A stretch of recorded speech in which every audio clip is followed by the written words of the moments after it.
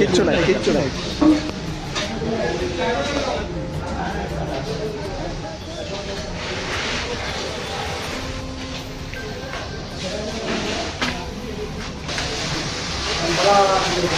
বড় বিষয় দিতে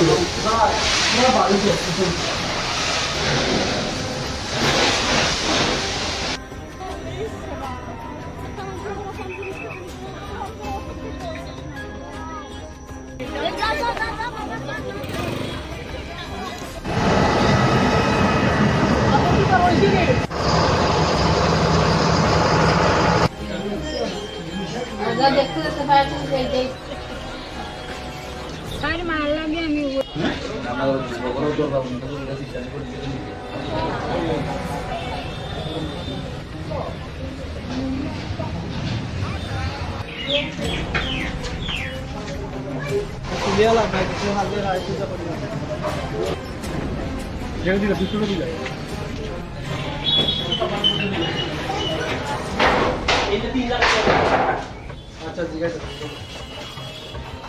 তারপরে পাশের রুমটা একটু ছাই হয়।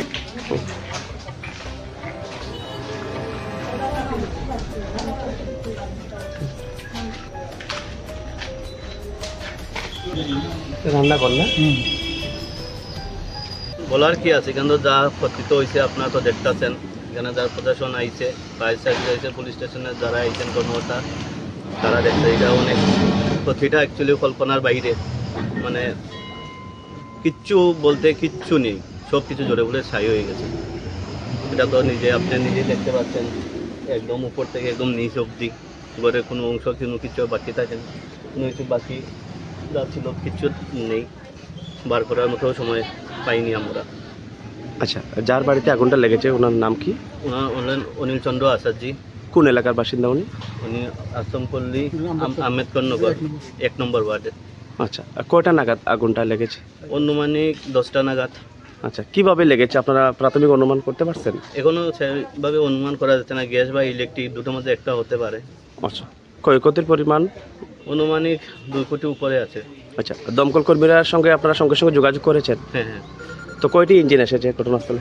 টোটাল 3টা ইঞ্জিন। আচ্ছা, কাঞ্চনবাড়ি ভেচারচল কুমারঘাট এই 3টা ইঞ্জিন এসেছে। আচ্ছা, এই ক্ষতি নিয়ে সরকারের কাছে কি আবেদন রাখবেন? এখন তো সরকার দেখবে কি করতে পারে, এখন আবেদন তো থাকবেই, কেন সরকারের সাহায্য ছাড়া তো এই বাড়িটা সঠিকভাবে পুনর্গঠন করা যাবে না। আর উনি রিটায়ার্ড এমপ্লয়ি, যেন ওনার সেই সামর্থ্য আর নেই। কোন ডিপার্টমেন্টে উনি কাজ? উনি ফরেস্ট ডিপার্টমেন্ট, ফরেস্ট গার্ড ছিলেন। আচ্ছা, যখন আগুনটা লেগে যায় বাড়িতে, তখন বাড়িতে কারা কারা ছিলেন এমনি? ওই সময় তো ওনারা ছিলেন আর ভাড়াটি ছিল কিছুজন। আচ্ছা, ভাড়াটিয়া কেমন লোক? 5-7 জন ছিল ভাড়াটি। আচ্ছা, আপনাদের কোনো সন্দেহ টন্দেহ আছে এমনি কোনো? এখন তো সঠিকভাবে এটা তো বলা যাবে না। পুলিশ আইছে ঘটনাস্থলে? হ্যাঁ, পুলিশ এসেছে, পুলিশ এসে ওরা তদন্ত করে চলে গিয়েছে। আপনার নামটা? আমার নাম বিপ্লব গোস্বামী। আচ্ছা, ধন্যবাদ। নম্বর গ্রাম পঞ্চায়েতের 1 নম্বর ওয়ার্ডে অনিল চন্দ্র রিটায়ার্ড অনিল চন্দ্র আচার্যের বাড়িতে আগুন লেগে, আমরা আসলাম লোকে লেগে দেখলাম যে মানে প্রচণ্ড আগুন, 14-15টা ঘর, মোটামুটি অনেক কিছু ক্ষয়ক্ষতি হয়েছে। আগুন পুরোপুরি স্প্রেড হয়ে গেছে। সাথে সাথে আমরাও কুমার ফায়ার সার্ভিস কাজ করছি, পাশাপাশি আমরা কাঞ্চনবাড়ি ফায়ার সার্ভিসে, পেশাতল ফায়ার সার্ভিসে সবুজে তারাও আছে। তো আমরা 3টা ফায়ার টেন্ডার নিয়ে প্রায় 1 ঘন্টার উপরে আমরা কাজ করি। কাজ করার পরে মোটামুটি আগুন নিয়ন্ত্রণ। এখানে দেখা গেছে যে আগুনে কিছু আর মানে বাঁচেনি, সব অনেক কিছু মানে পুরে ছাই হয়ে গেছে।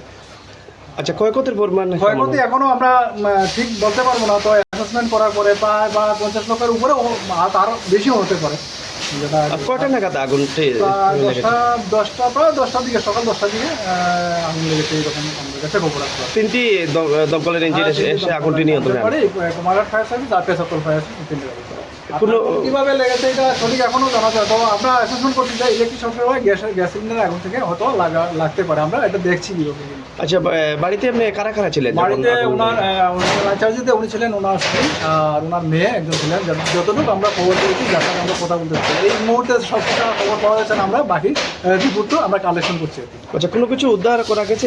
এমনিতে কোনো কিছু না, অনেক কিছু ঘোরা গেছে, টুকটাক জিনিস যেগুলো ঘরে আসবাবপত্র সামান্য হয়তো, আর বাদ বাকি সব আগুনে পুরো ছাড়িয়ে গেছে।